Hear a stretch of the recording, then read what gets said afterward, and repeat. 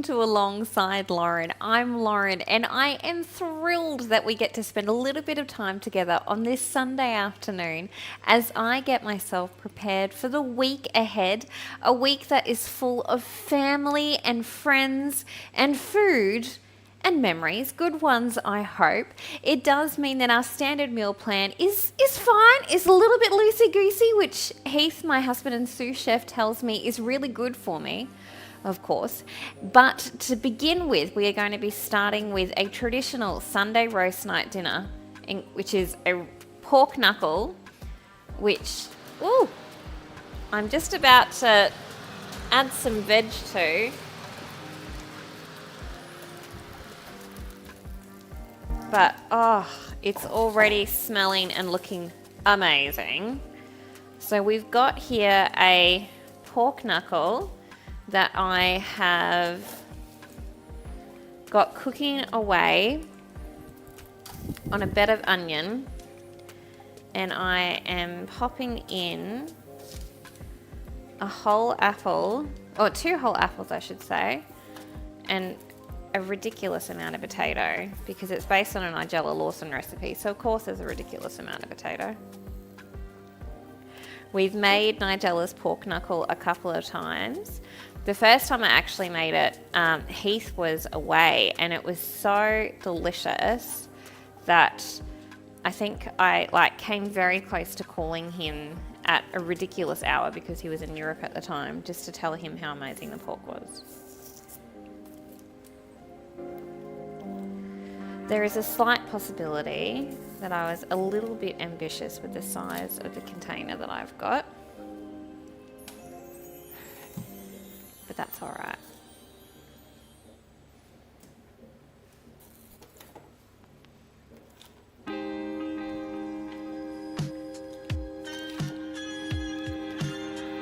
Hello. What have we got?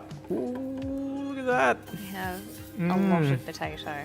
And a absolutely beautiful looking pork knuckle. I know, it's already... Is that like a crackling? Yeah. That's formed on the edge? Yep. Oh, nice. Already. Have you burnt Which is a yourself? really good sign. No, Oh, which is a nice minor job. miracle. Okay. Now Very I'm going good. to pour on top. Very good. 500 mils. The recipe says beer, but we're not really beer people. Oh, okay. So we're pouring on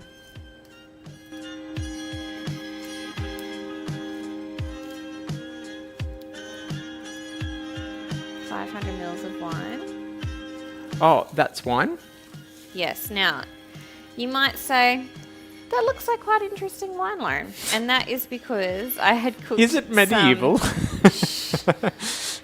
I had cooked mushrooms for our breakfast for the week, and I did like a sort of miso glazed mushroom, and I couldn't waste all of that beautiful flavour.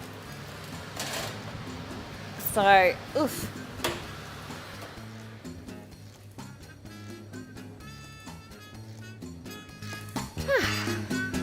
So I used the wine to kind of deglaze the Thermomix afterwards, so it's got some beautiful flavours of miso and mushroom going in there. Now, that pork knuckle and that veg is going to cook for 2 hours.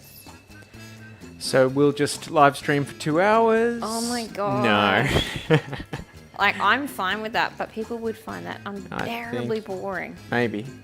And so I'm going to work on some of the side veg that is going to go along with it. So we went to the Madraba show yesterday, which is a highlight of our year. And we go with my parents and the local TAFE down our neck of the woods has like a farmer's feast. And they prepare all this beautiful local produce. And there's also like a little fruit and veg stand. And I can't help myself. Of course, I have to get some beautiful little veg. So I've got here some carrots I'm going to roast. No, Lauren, that's fine. I was looking at it going, it's not really a lot of food. But it is going to feed the two of us for tonight. I have got a boatload of potato. I'm also going to be doing some greens. I'm going to be fine. No one's going to starve. It's all right. I'm glad that you're all there for that conversation, though. That I probably should have just had in my head. But that's okay. Now, to go along on top of the carrots, this is one of those things that when I say it out loud, it's going to sound unbelievably disgusting, but it will taste amazing. I roasted some chicken pieces last night. Oh. So this is basically drippings. Yeah. Yeah? Oh, or like a duck fat or duck lard Yeah. equivalent, but chicken, obviously. Yeah. Oh, okay. So that's going to be amazing because it'll have all the flavors of the roast chicken, right? Yeah. So I'm just going to... Wow. That is seriously fancy. You know, not a bit goes to waste In Casablanca? in Casablanca. Love it. Absolutely love it.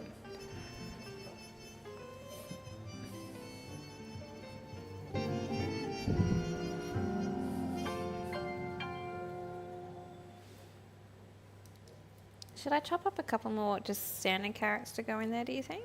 Nah. It'll be fine.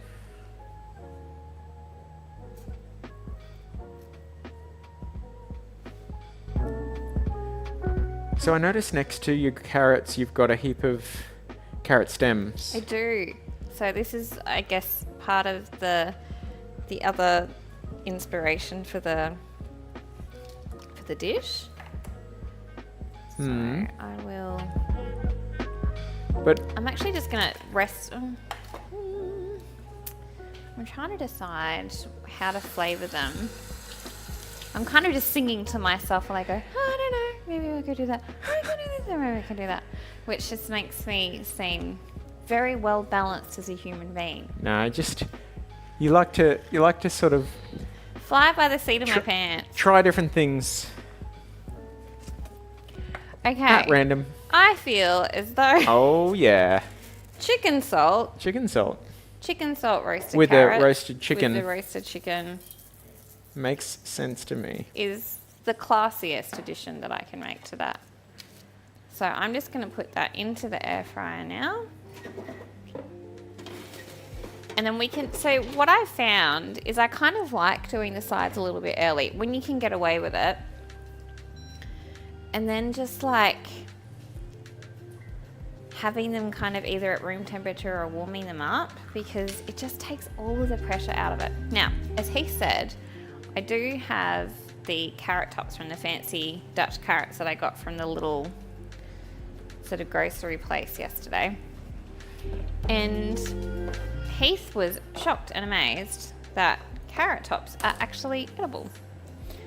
So what I'm going to do is I've got also got some really fancy Cavolo Nero, which is like a fairly old school Italian kale, basically. Have you explained why you've got all this? Yeah, because I got it at the fancy Madrabar Show Farmers Feast. They had like a little roadside, or like a little sort of farmers market stall, and kind of went to town in the nicest possible way. Well, you got in first I because did. you knew the tricks. 'Cause I knew the tricks. 'Cause I got stuff from there last year. Yes. That was amazing. Yep. So what I'm doing, one of the things that you do find with the carrot tops is they can just be really grubby because they do grow in the carrots grow on the ground. Who knew? Well, what do you know? Well, what do you know? So I'm going to use the Thermomix just to help with giving them a really good wash. So the Cavolo Nero, as I said, is like an old school Italian kale, and oftentimes if you're having like ribollata soup or like a traditional minestrone, would use your Cavolo Nero. So what I've done is I have taken the leaves off the stemmy bits, a very technical term, And what I'll do is I'll just quickly get this a washing.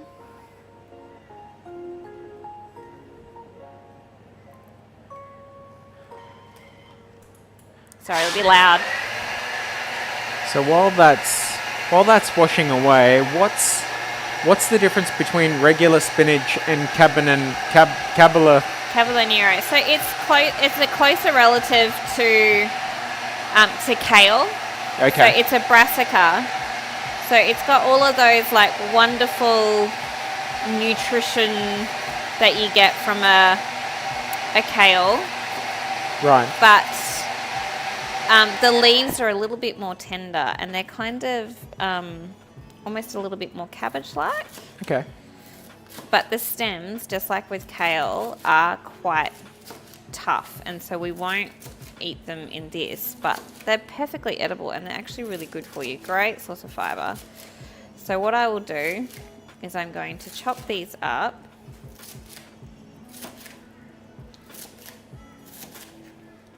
And these will make like a great addition to a stew or to a soup or to like a sort of slow, longer cooked like ragu or bolognese style sauce. We made, actually it was so funny, we had our Bible study round for a potluck last Sunday night, and I don't know what was in the air, but pretty much everyone brought pasta of some description, and we made like a sort of bolognese style sauce. So it was like a meat sauce, and we also had the fixing, so you could add chili and what have you if you're wanting to make like a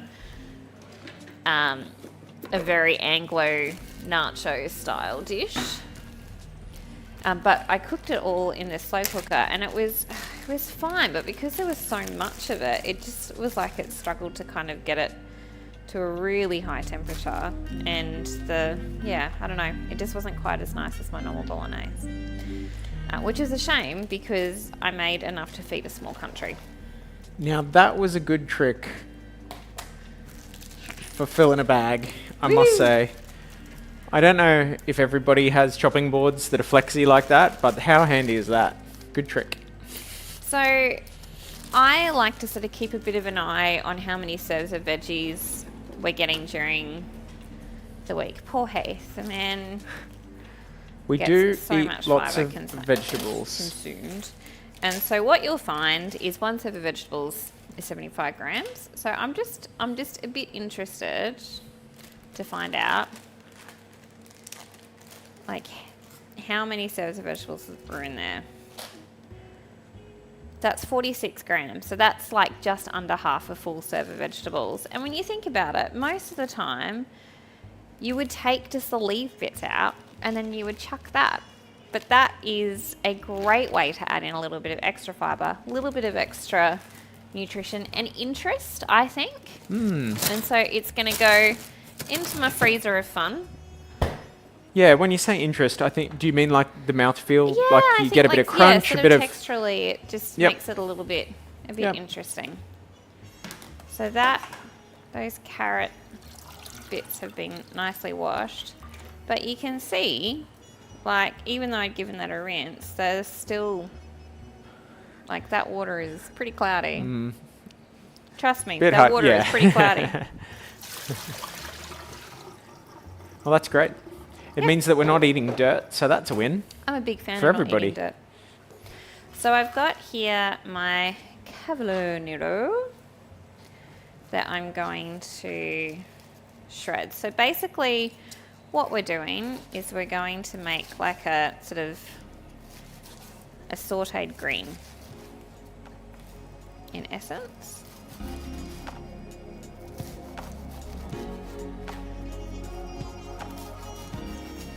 And this looks like a lot, but this always, it just cooks down. Yeah, once it's sautéed, it'll be much smaller, won't it? All right, very important question. Can I get you a drink of anything? Well, we do have, are you feeling red or white? Ah, We have both.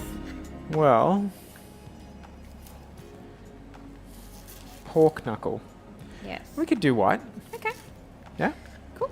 Alright. There is a... Oh, no, I think it's up here. We've got Okay. a bottle of a Sem Sav Blanc.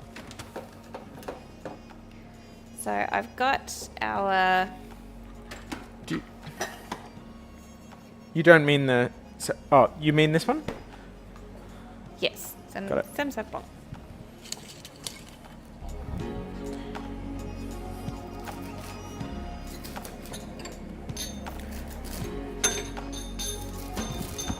Just as a very interesting thing that happened to us this morning, while we're having our delicious breakfast, and we always have a absolutely delicious breakfast on Sundays because we've typically gone for a run, and it's nice to have something substantial afterwards. So it is banana pancakes most days, and most Sundays. But while we were having them, like neither of us would have believed the other if we'd just told them this happened, but we both observed it together. My water glass, just a regular water glass, exploded at the bottom, cracked into 100 pieces, but sort of stayed in form, and then the glass just drained itself. I've never seen anything like it. It was just bizarre. And I was able to just get the glass wrapped up and got it to the bin before it shattered again completely. But yeah, it was so strange, and it popped. It really just exploded. And nothing hit it. There was no heat, there was no contact, nothing. It just popped. Very, very strange. All right. When you come back, we shall cheers, hey? Sounds amazing. But yeah, never had anything like that happen, except for the oven. The oven glass has shattered before. Yeah. But you would put that down to heat, wouldn't you? Yes. Whereas this, absolutely We're just nothing. sitting there, minding our It own was business. just sitting there, exactly. Just sitting there and it shattered. Cheers.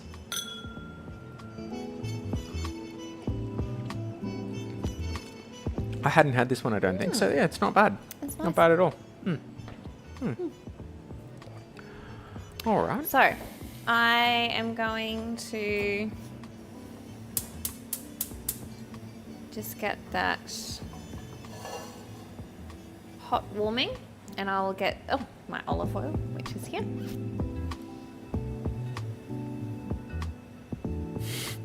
Thinking on the fly again? I'll add a little bit of olive oil.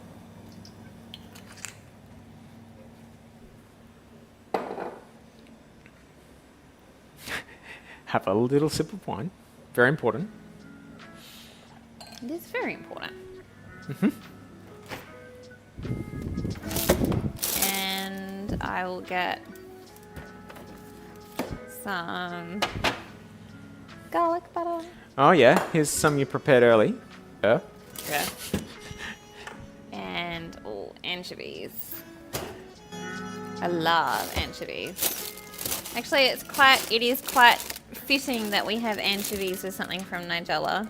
I think that anchovies are severely misunderstood. Oh yes, they're not Yeah. fishy. They just add a depth of They are a flavour. tiny bit They fishy, are. tiny bit, Yeah. but they are mostly very impactingly salty. Yes.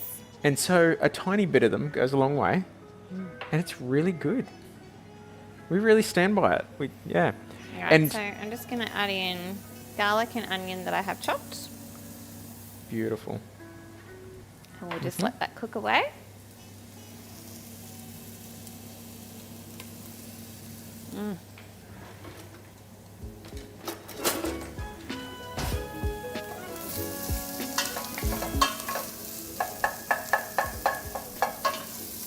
And I love like having interesting side veggies when we have a roast or something like that. There's just, I don't know. And I know that oftentimes when you're preparing a roast, it makes perfect sense to spend time to make sure that the meat itself is cooked in a way which does it justice, because it's the most expensive bit, let's be honest. But particularly if you've got a roast which is taking a little while to cook, it makes sense to me to spend that extra bit of time to create some delicious sides and vegetables that really make that roast or that main sort of meat sing. And the benefit about doing that as well is, and it was something that when we went to see Nigella speak last year, that she talked about, I guess, this sort of a equation where there's a correlation between either needing to spend a lot of time on something if you haven't spent a lot of money on it, or not needing to spend a lot of time with something because you spent a lot of money on the ingredient. And there's something about, you know, taking humble potatoes, taking humble carrot tops, and being able to create something truly delicious, which is going to really sit alongside proudly with the pork knuckle that we have. And I don't know, I'm excited. And it's kind of nice because we are having a different, slightly more relaxed Sunday and what we would normally have. And so there's something lovely about being able to just take that extra bit of time to create something delicious and nutritive that we're also going to really look forward to eating tomorrow night too. Which is amazing. I'll give the onion and garlic a little bit more of a stir. It's smelling so good.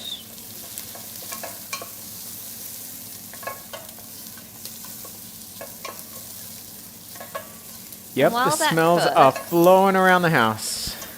I'm going to just add in the sort of stemmier bits from the carrot tops, just so that they've got a little bit extra to cook. I'm really flying by the seat of my pants with this. I've got no idea.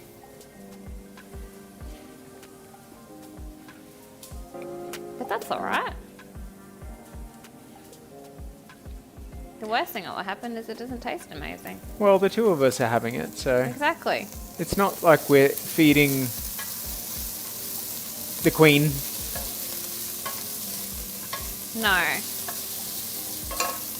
I probably wouldn't feed the queen or any royalty carrot tops. Oh, really? They might be all about carrot tops. Actually, I feel like Charles would be on board. He's all like about sustainability. Does he like sustainability? Yeah, good.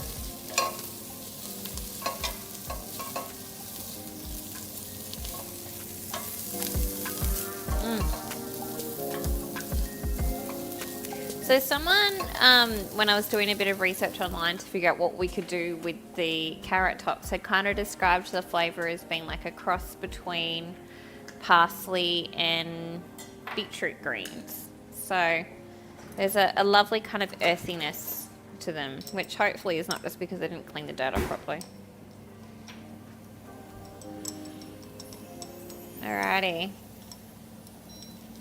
I'm getting close to the end of this particular jar of anchovies.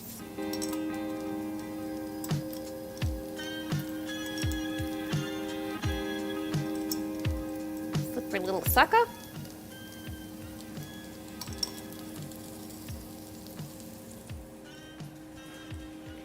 I'm not throwing out that oil though. Oh yeah, that'll be useful for later. Ah, and instantly you just get that savouriness coming through from the anchovy. It's amazing.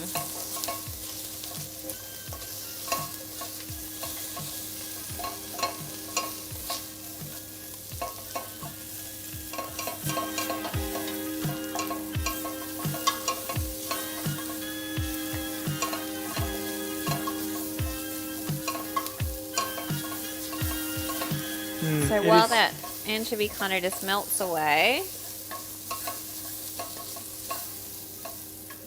think we'll just quickly see how those carrots are going. I think I put them in for 15. They might need a little bit longer, but oh, actually no, they're pretty good. Oh, look at those. Wow. Lovely. Maybe a little bit longer, but they're pretty good. Beautiful, huh? They smell amazing. Everything's smelling amazing today. Good job.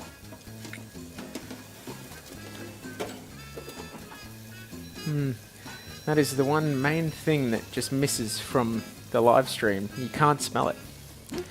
Okay, and so All now right. I'm going to add in the Cavolo Nero. Mm-hmm.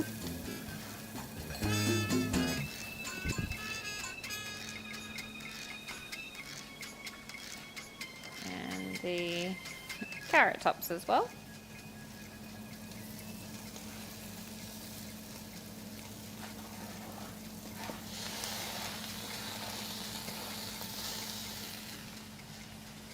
And they will create a little bit of their own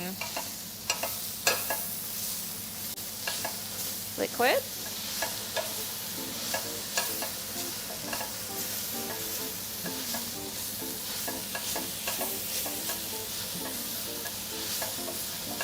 So just to help it along, we're going to add in some of the beautiful chicken cooking liquid.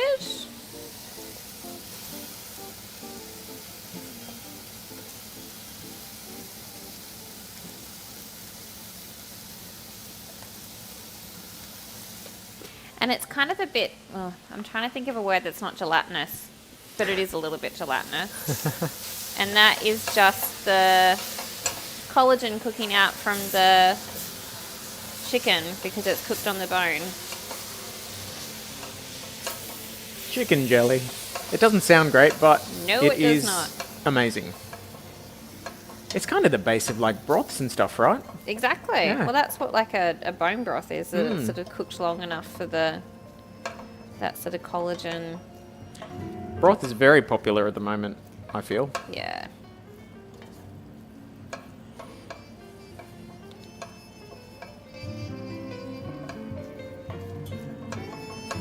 I'm just going to turn the heat up on that because there is quite a bit of liquid that's come out. And we just want to concentrate that flavour a little bit.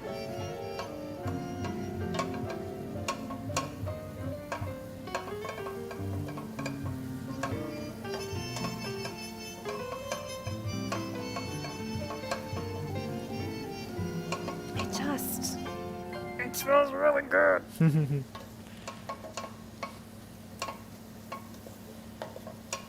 What's that in the background of behind the pot?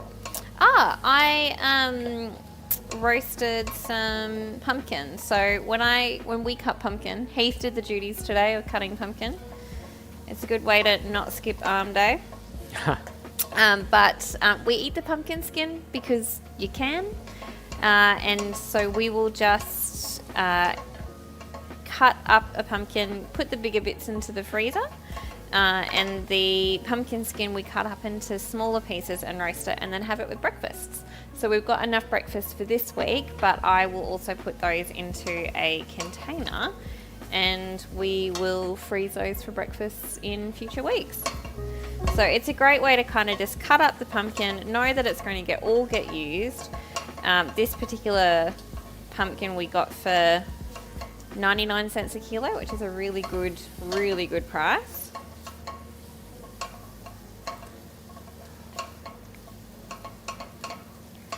And I am going to call it on those greens.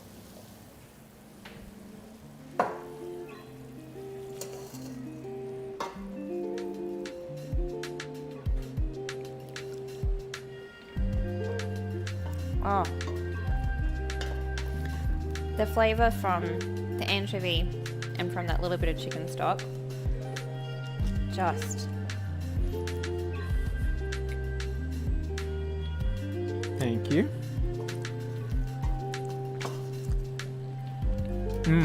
how good. Yep. Yeah, that's beautiful. There's something about quality sides. Like when you go to a restaurant and stuff and you get really well thought through sides with lots of flavor, lots of seasoning, lots of everything. Yeah. And that's perfect. Very so good. we'll warm that through just before we serve it. I will add a touch of garlic butter to it too after it's been warmed up. Nice. Yep. And we have got a very fancy dinner for our Sunday night roast, and it's one that really hasn't taken too much extra time and has also been able to use up some less glamorous ingredients in our kitchen as well. And we can't wait to do it, well, maybe not all of this again next week on Alongside Lauren.